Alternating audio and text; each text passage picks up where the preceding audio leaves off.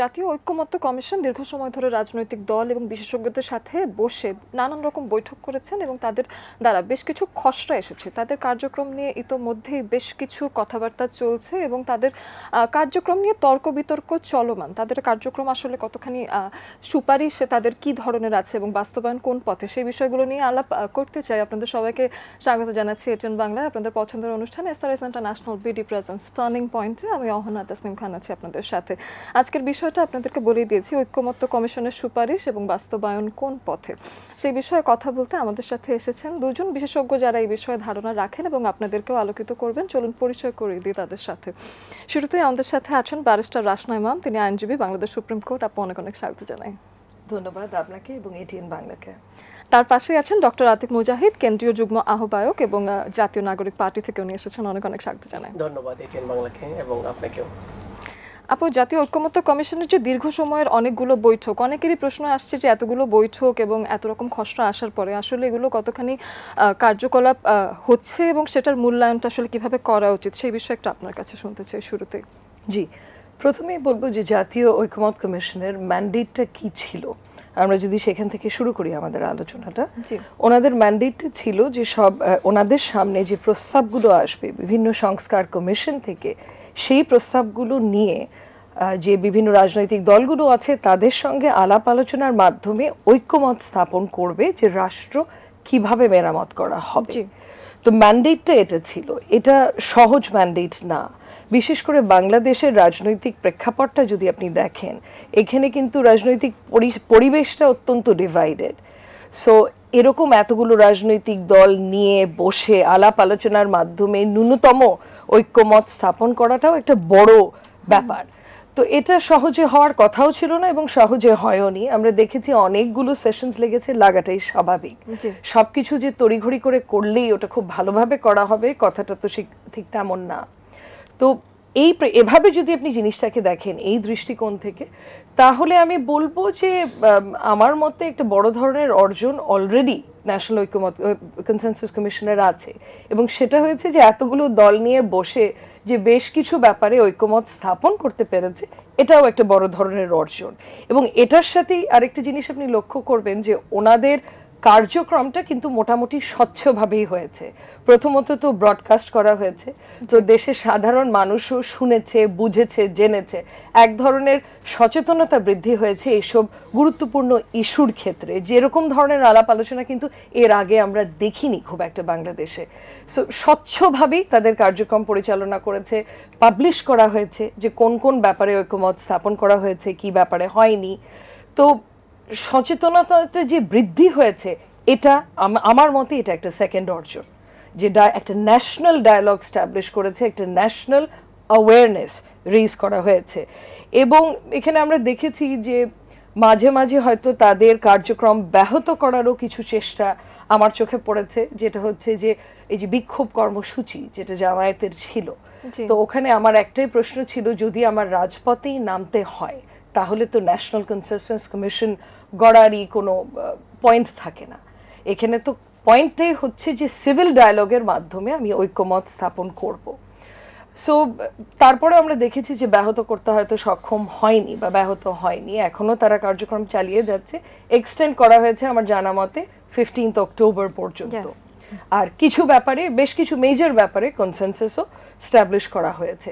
Doctor Atik, আপনার কাছে আসতে চাই এবং এই বিষয়টা নিয়ে আপনিও স্বচ্ছতার জায়গায় একমত কিনা এবং সাথে আপনি আসলে কিভাবে মূল্যায়ন করবেন সেটা জানতে চাই। জি ধন্যবাদ। আমি আমার মেইন পয়েন্টে আসার আগে আমি 30 সেকেন্ড ব্যবহার করতে চাই। রংপুর অঞ্চলে প্রচণ্ড রকম বন্যা হচ্ছে, শত শত মানুষ ঘর বাড়ি তারাও কষ্টে আছে, তাদের প্রতি সমবেদনা এবং সরকার যেন দ্রুত অ্যাটেনশন নেয় সেটার ব্যাপার বলার পরে আমি ন্যাশনাল কনসেনসাসের বিষয়ে আসতে চাচ্ছি। যেটা বিষয় হলো, যে বিষয়টা উনি বললো যে আসলে আমি এটাকে দুইভাবেই দেখি, যে বাংলাদেশ ইতিহাসে হিস্টোরিক মোমেন্ট, যে এতগুলো পার্টি তারা একসাথে বসে রাষ্ট্র মেরামত নিয়ে চিন্তা করতেছে, দ্যাট ইজ ফ্যাসিনেটিং। কেউ তো চিন্তাই করতো না। আমি জানি যে বাংলাদেশের লোকজনের কোনো প্ল্যান নেই। তার একটা উদাহরণ দিই, আমি আমার এলাকায় গিয়ে জিজ্ঞেস করলাম যে আমাদের এই 20 গ্রাম সাপোজ ধরলাম, এটার আসলে কোনো রোড ম্যাপ আছে কিনা, হাউ টু ডেভেলপ, কোনো প্ল্যানিং আছে কিনা। একটা পলিটিক্যাল নেতা বলতে পারে না, অ্যাডমিনিস্ট্রেটিভ লোকজনও জানে না, আর আসে চলে যায়। ঠিক সেম অবস্থায় বাংলাদেশটা কোন পথে যাবে, কীরকম মেরামত হবে, কতটুকু সংস্কার হবে, কতটুকু হবে, এটা নিয়ে কখনো তারা কোনো চিন্তা করে না। আপনার যদি কোনো ধরনের সাংবাদিকতা সামনে পেয়ে যায় ঠাস করে একটা মন্তব্য করে দেয়, স্যার আমি খুব ডিপ চিন্তা দেখিনি, সেই জিনিসটা ঐক্যমত্য কমিশন করতে পেরেছে, খুব একটা পজিটিভ দিক। সবাইকে লং রানে সারাদিন একসাথে খেয়েছে থেকেছে, তাদের আন্তরিকতাও তৈরি হয়েছে, আমি দেখেছি অনেকের মধ্যে, কারণ দীর্ঘদিন কথা বলেছে। এবং একটা পর্যায়ে দেখলাম যে অনেকে তিক্ততা হচ্ছে, আবার দেখলাম একসাথে চলে আসতেছে, এবং ফাইনালি দেখলাম যে ফ্যাসিনেটিংলি তারা সবাই এগ্রিড করেছে ডিসকাশনের মাধ্যমে, যে একটা পর্যায়ে আমরা আসছি, এখন এটা এস্টাবলিশমেন্টটা কীভাবে সেই পথে গিয়েছি। তো এটা একটা পজিটিভ দিক। নেগেটিভ দিক হলো যে আমরা আরও আগে করতে পারতাম অনেক বিষয়ে। কিন্তু সাথে আরেকটা জিনিস আছে, সেটা হলো যে রাজনৈতিক কিছু দলের ক্ষেত্রে এমন আছে যে অন্তর্বর্তীকালীন সরকারের মাধ্যমেই আসলে ঐক্যমত্য কমিশনের সুপারিশ আসলে হতে হবে, তো সেটা আপনার কাছে কতটুকু যৌক্তিক মনে হয়? হ্যাঁ, আপনি দেখেন একটা জিনিস আমরা ড্রাফট করলাম, এটার বাস্তবায়ন একটা দিলাম পরবর্তী গভর্নমেন্টের উপর। এটা কোনো আসলে যদি না করে শিখ গভর্নমেন্ট, সেটার ক্ষেত্রে আপনি কি করবেন? আসলে যদি সবাই ঐক্যমত হয়েছি মানে কি, এটা তো এখন ইমপ্লিমেন্ট করলে সমস্যা নেই, এখন ইমপ্লিমেন্টের পদ্ধতিতে কোনটা কখন করা যাবে সেটা বিশেষজ্ঞদের পরামর্শ হতে পারে, যে কোনটা এখন আপনার আদেশ দিয়ে করা যেতে পারে, কোনটা পার্লামেন্টে গিয়ে বৈধতা দিতে হবে, কোনটা গণভোটে দিতে হবে, সেটা ক্লাসিফিকেশন দরকার। সেক্ষেত্রে আমি হয়তো পরবর্তীতে বলবো, তার আগে যদি বলতে পারি যে এখন যেটা যদি বাস্তবায়নের পদ্ধতি নানা রকম মত রয়েছে, তো সে জায়গাতে আপনার রাষ্ট্রপতি প্রথম আদেশ করবে, যেহেতু আমাদের এখন যে এক্সিস্টিং সিস্টেম সব তো ভেঙে ফেলছে আমরা, দ্বিকক্ষ বিশিষ্ট, আমরা সংবিধানে অনেক কিছু চেঞ্জ করে ফেলছি, মৌলিক সবাই মিলে এগ্রিড করেছি, তা 2 টার্মসের বেশি প্রধানমন্ত্রী থাকতে পারবে, এটা মৌলিক চেঞ্জ, কিন্তু ফান্ডামেন্টাল চারটার মধ্যে চেঞ্জ করে ফেলেছি। সেই জায়গাগুলোতে রাষ্ট্রপতি আদেশ করবে, আদেশে বলবে যে যেহেতু এটা এরকম পরিবর্তন তৈরি হয়েছে, সবাই ঐক্যমত এটা সাইন করতেছে, জুলাই ডিক্লারেশন, সুতরাং প্রথম আমি আদেশ করলাম এটা বৈধতা। 2 নম্বর হচ্ছে কিছু গণভোটের মাধ্যমে, গণভোটটা কখন হবে সেটা নিয়ে ডিবেট হতে পারে, সমস্যা নেই, গণভোটের মাধ্যমে সব একমত হয়েছে, সেটা বৈধতা হবে। দেন সংবিধানে যে অংশটা চেঞ্জ করতে হবে, সেই অংশটা পার্লামেন্টারিয়ানরা প্রথম সেশনটা বা যে পদ্ধতিতে হয়, প্রথমে তারা অ্যাসেম্বলি পাওয়ার পাবে, যেটা হচ্ছে আমাদের আইনসভাকে মানে সংবিধান তৈরির মোমেন্টাম, সেগুলোকে তারা ওখানে বৈধতা দিবে, দেন তারা সংসদ সদস্য হবে। নানা রকম পদ্ধতি রয়েছে, বাট এটা একটা সিস্টেমেটিক যেতে হবে। আর যেগুলো এখনই করা সম্ভব উইদাউট কনস্টিটিউশনাল ইস্যুস, সেগুলোকে এখন এস্টাবলিশ করলে আমার কাছে খুব খারাপ বিষয় নেই। এক্ষেত্রে দলগুলোর অ্যাডামেন্ট আবার হওয়া উচিত না, আবার ছেড়ে দেওয়া উচিত না, যেটা করা সম্ভব সেটা করে ফেলা উচিত। তাহলে যে কোনো জিনিস ক্ষত হয়েছে, আপনি যদি বলেন না আমি 1 মাস পর ট্রিটমেন্ট করবো, তাহলে তো ক্ষতটা আরো বাড়তে পারে। হ্যাঁ, তো সেই জায়গা থেকে আরেকটা উদাহরণ দিয়ে সবাই বলে যে ঘর পোড়া গরু আগুন দেখলেই ভয় পায়, কারণ দীর্ঘদিন আমাদের অনেকগুলো প্যাক্ট হয়েছে বিভিন্ন ইতিহাসে, সেই প্যাক্টগুলো যদি বাস্তবায়ন আমাদের এই রাজনীতিবিদরা সিনিয়র জুনিয়রাই করেছিল, তো ওনারা তো ওয়াদা রাখে নাই, তো এই ওয়াদাটা রাখা উচিত এইবার। এই জন্য সেই জায়গা থেকে তাড়াহুড়া কিছু না হলে অ্যাটলিস্ট কিছু এস্টাবলিশমেন্ট করা উচিত। সেই কারণেই হয়তো দেখা যায় যে বাংলাদেশের জনগণও এখন একটু খানিকটা অস্থিতিশীল বোধ করেন, যখন অনেকগুলো বৈঠকের পরে আমরা আসলে কখনো কিছু শুনি না, বা মাঝে মাঝে দেখা যায় যে একটা সিদ্ধান্ত নিতে বিলম্ব হচ্ছে, তখন একটা অস্থিতিশীলতা কাজ করে, কারণ আগের একটা ট্রমা আমাদের মধ্যে আছে। আপুর কাছে একটু জানতে চাই যে মৌলিক বিষয় নিয়ে আলোচনা হয়েছে বা ঐক্যমত্য এসেছে যেসব বিষয় নিয়ে, সেগুলো নির্বাচিত সংসদ বা সংসদের বাইরে সংবিধানে সংযুক্ত করার সুযোগ কি রয়েছে কিনা? প্রথমে বলবো, মৌলিক যেসব বিষয়ে ঐক্যমত স্থাপন করা হয়েছে সেগুলো তো অন্তর্ভুক্ত করা হচ্ছে জুলাই চার্টারে। প্রশ্ন আসছে যে জুলাই চার্টারটা বাস্তবায়ন কিভাবে করা হবে, এটাই সবচেয়ে বড় প্রশ্ন এখন, যেটা নিয়ে তর্ক বিতর্ক চলছে। তো প্রথমেই বলবো যে জুলাই চার্টারে যেসব সংস্কারের কথা বলা আছে, সেগুলো যদি একটা সাধারণ অর্ডিন্যান্স বা অধ্যাদেশ জারি করে পরিবর্তন সেই সংস্কারটা করা যায়, সেটা এই সরকারই করে ফেলতে পারে।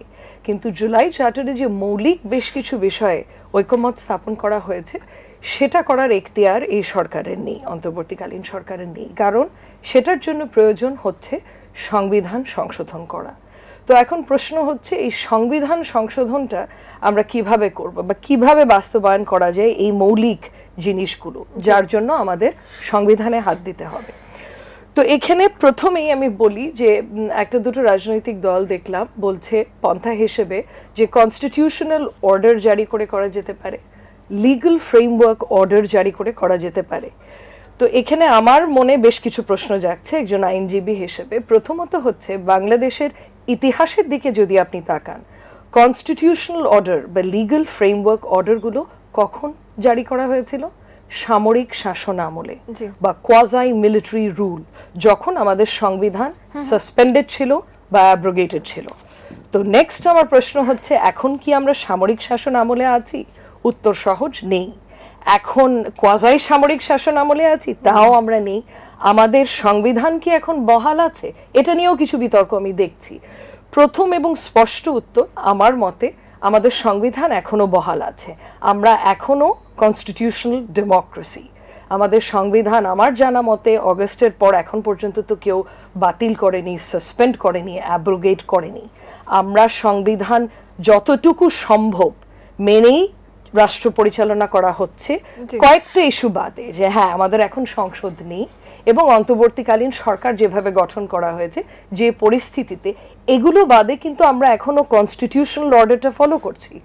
তাহলে এই পরিস্থিতিতে তো সামরিক শাসন আমলে যেভাবে পরিবর্তনগুলো আনা হয়েছিল, constitutional order, legal framework order, এইসব পন্থা অবলম্বন করার কোনো অবকাশ নেই।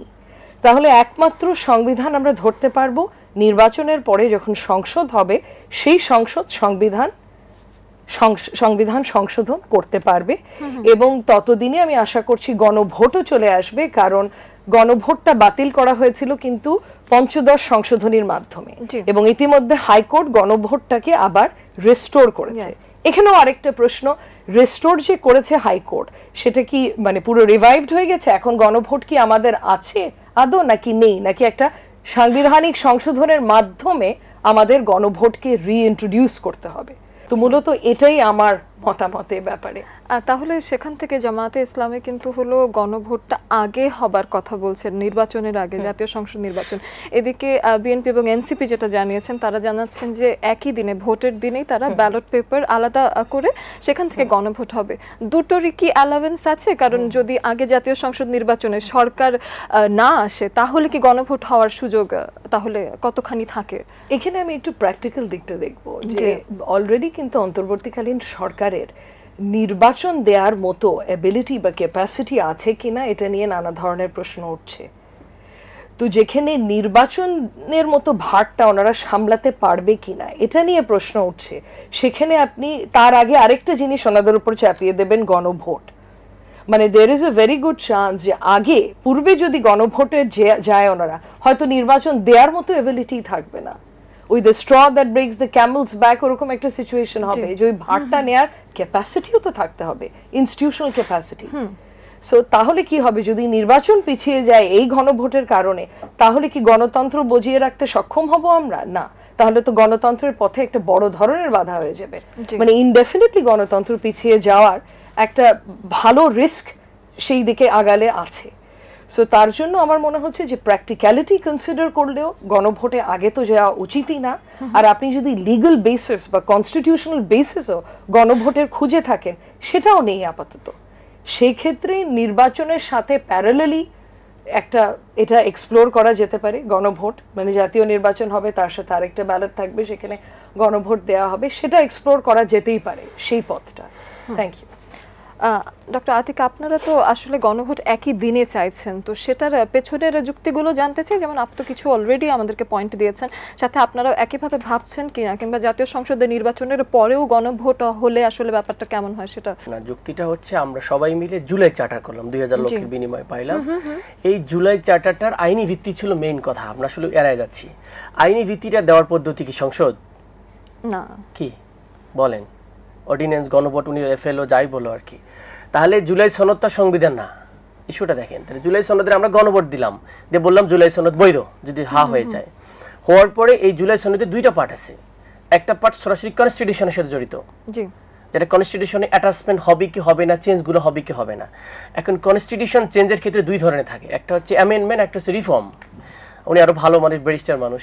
তো রিফর্ম করতে গেলে, মৌলিক রিফর্ম করতে গেলে সেটাতে এটা অবশ্যই গণপরিষদ টাইপের কিছু লাগে বা লিগ্যাল কিছু একটা অ্যাসেসমেন্ট লাগে, যারা সবাই মিলে এটা সংবিধান চেঞ্জ করলাম। সেই ক্ষেত্রে বলছে আমরা গণপরিষদ। ওকে, আচ্ছা, গণপরিষদ না হলে অ্যাটলিস্ট এই গণপরিষদটা অনেকে মানতে যাচ্ছে না, গণপরিষদ আবার করলে পিছিয়ে যাবে, যে যুক্তি হচ্ছে। আবার যদি গণভোট করি সেটা তো পিছিয়ে যাচ্ছে। তো সে জায়গায় আমাদের সলিউশন হচ্ছে, প্রথম হচ্ছে জুলাই সনদকে আইনি ভিত্তি দেন আপনারা। আইনি ভিত্তি সবাই একমত হয়েছে, সেটার জন্য আমরা গণভোট। এখন কবে হবে আমরা বলেছি, আমরা জাতীয় স্বার্থে যদি ওই দিনও হয় নো প্রবলেম, কারণ আমার দুইটা যদি করতে সমস্যা হয়, দুইটা একসাথেই হোক, প্রবলেম নেই।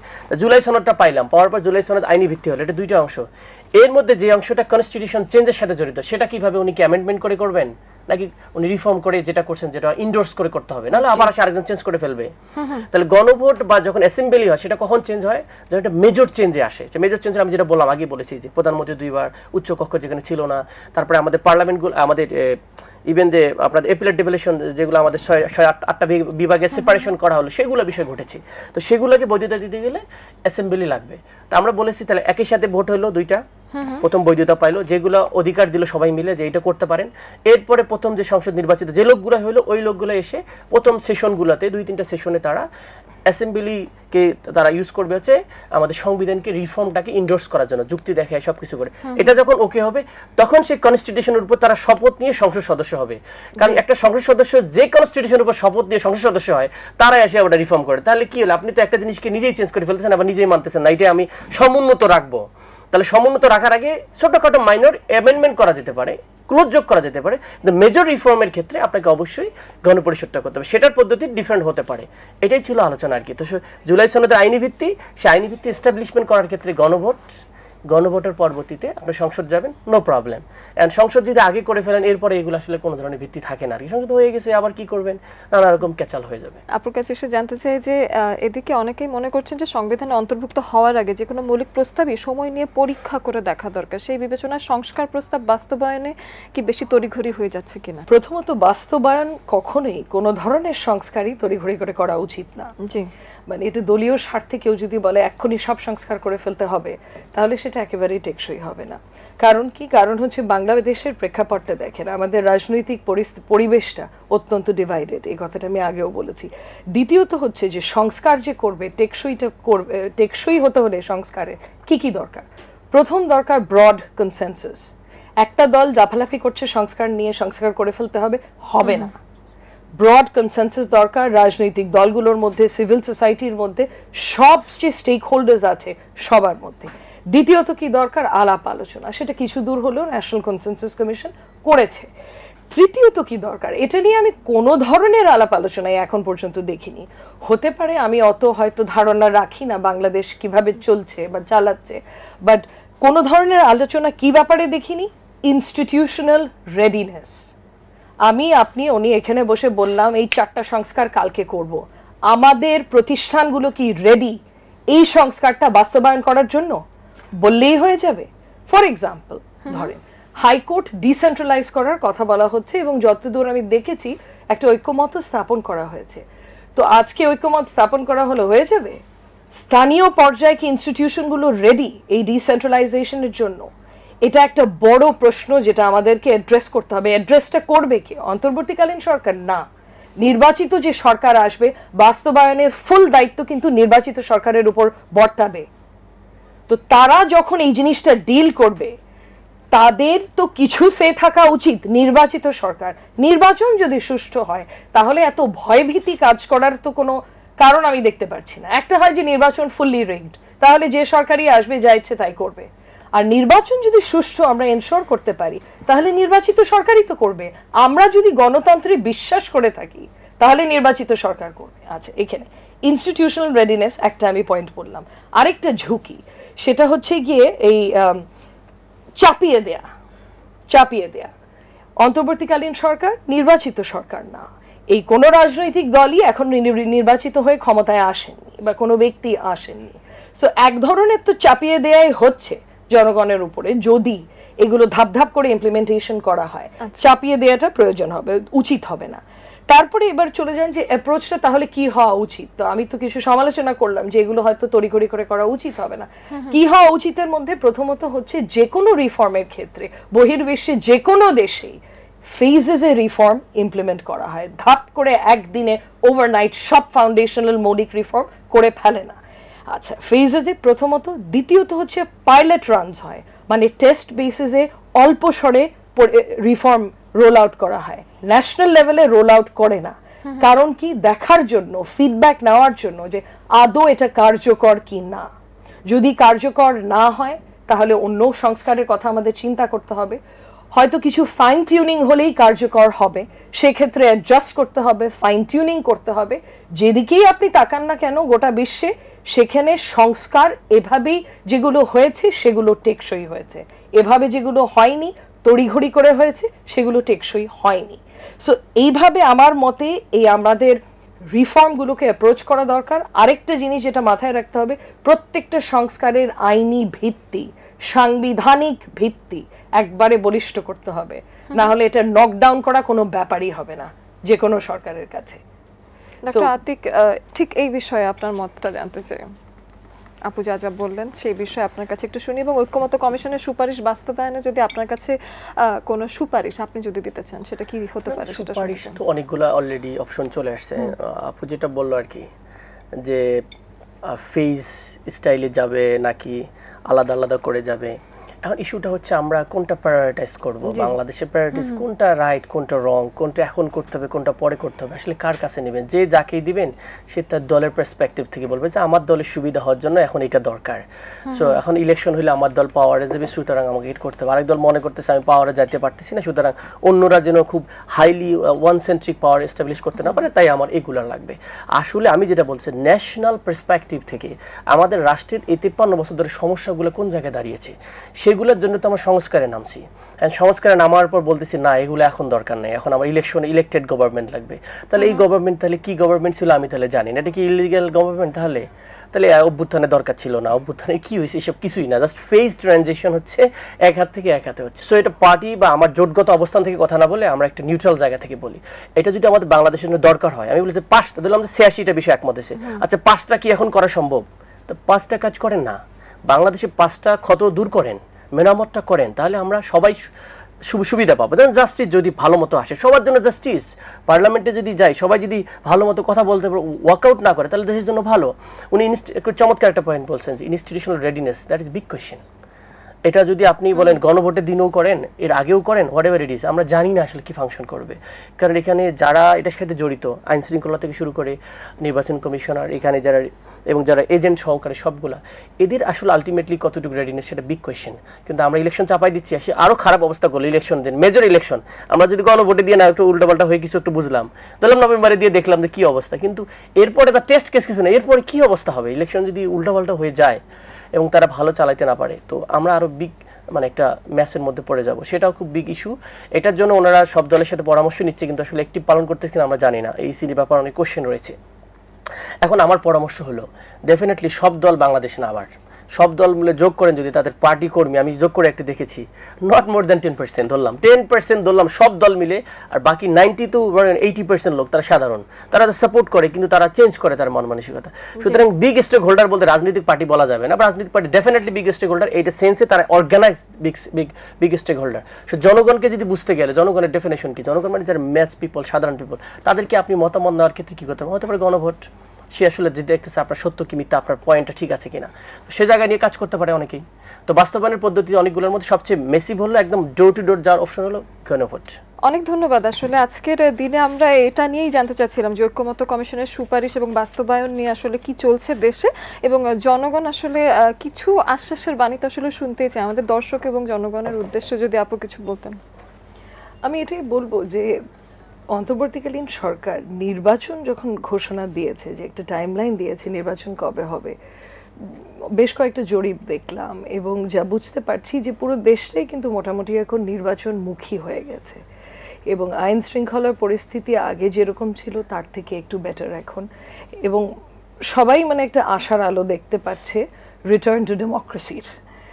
সো আমি আশা করছি যে আইন শৃঙ্খলা পরিস্থিতি শক্তভাবে ম্যানেজ করার সক্ষমতা রাখবে এই সরকার যখন নির্বাচনটা অনুষ্ঠিত হবে, এবং আমরা একটা সুষ্ঠু নির্বাচন পাব, এবং সত্যিকার অর্থে একটা নির্বাচিত সরকার আসবে যাদের মাথায় একমাত্র দেশের মানুষের কল্যাণ ছাড়া আর কিছু থাকবে না।